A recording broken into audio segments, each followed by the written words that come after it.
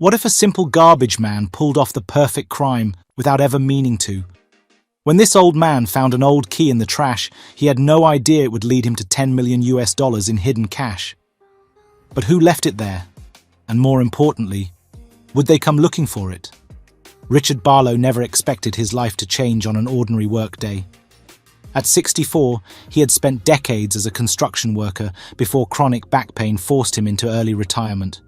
But as medical bills piled up and his pension barely covered rent in his Philadelphia neighborhood, he had no choice but to return to work.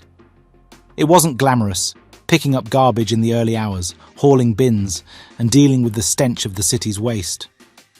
But it was steady, and Richard was never one to complain. It was late 2018, just another freezing morning before sunrise.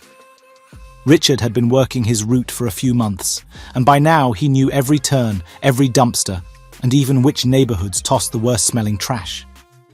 The sound caught his attention as he was emptying a dumpster behind an abandoned office building. Something small, solid, and metallic hit the pavement. Curious, he bent down and picked it up, a small key attached to a worn leather fob with the number 418 imprinted on it.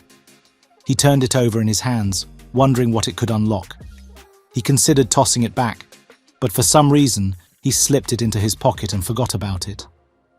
The key sat in his jacket for over a week, untouched.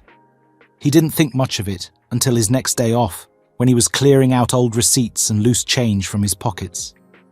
That little piece of metal caught his eye again. The number 418 felt familiar. Then it hit him. There was a row of storage units along his route, a place he passed nearly every day but never paid much attention to. It was an older facility, the kind with rusting doors and barely visible numbering on each unit. Could it be for one of those? The thought nagged at him. He figured there was no harm in checking. That afternoon, Richard took a drive to the storage facility. It was the kind of place where people dumped forgotten furniture, boxes of memories they no longer needed, or sometimes things they didn't want anyone else to find. He walked along the rows of storage units, eyes scanning for 418. When he found it, the door looked like it hadn't been touched in years. A corroded padlock hung on the latch, but something told Richard to try the key. He took a deep breath, slid it in, and turned. The lock popped open with an almost effortless click. Inside, the space was dusty and cluttered. Old office chairs, stacks of yellowed papers, broken filing cabinets. It looked abandoned, like someone had once used it to store office junk before completely forgetting about it. Just as he was about to leave, something caught his eye. A sturdy metal case tucked beneath a chair. Unlike the rest of the trash, this looked intentional, like it had been left there for safekeeping. The case was locked with a heavy-duty combination padlock, the kind that didn't break easily. Richard felt his pulse quicken. Something about this didn't feel right, but at the same time it felt meant for him. He took the case home, placing it on his kitchen table under the dim glow of the light. He grabbed his old bolt cutters from his toolbox. Years of construction work meant he had just the right tools for the job. One strong squeeze, and the lock snapped open. With a deep breath, he lifted the lid. Stacks of cash. Crisp, neatly bundled, $100 bills. His hands shook as he lifted a stack, flipping through it. The smell of paper money filled the air, that distinct, slightly musty scent of bills that had been sitting untouched for years. He counted one stack, then another. His heart pounded as the realization hit him. This wasn't just a little cash. This was millions. At least 10 million US dollars, maybe more. Tucked alongside the money were small velvet pouches. He opened one to find a dazzling ruby-encrusted necklace and another filled with gold rings and bracelets. If someone had abandoned this money, they had a reason, and if they came looking for it, he would be in serious trouble. Panic set in. He considered calling the police, but then what? The money would be confiscated. No one would believe a garbage man found it fair and square.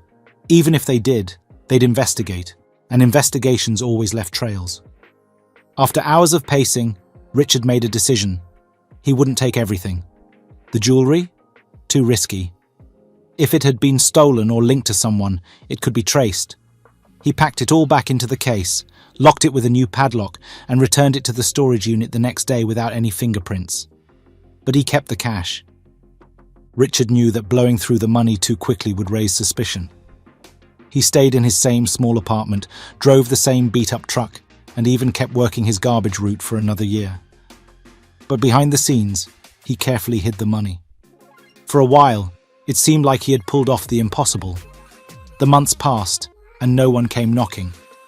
But one day, the old office building, the same one where he had found the key, was scheduled for demolition. During the process, construction workers uncovered a hidden compartment behind one of the walls.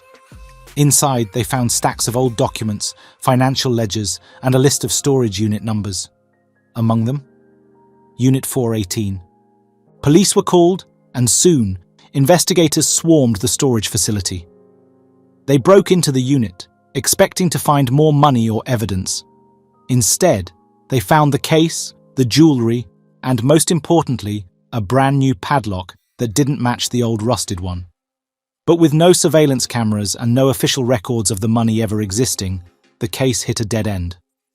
Richard heard about the investigation on the news and knew his time in Philadelphia was over. He didn't wait for questions, didn't risk another day. That same week, he quit his job, packed up, and left. To this day, no one knows who left the money in that storage unit, and no one ever connected Richard to it. He never spent it lavishly, never drew attention to himself.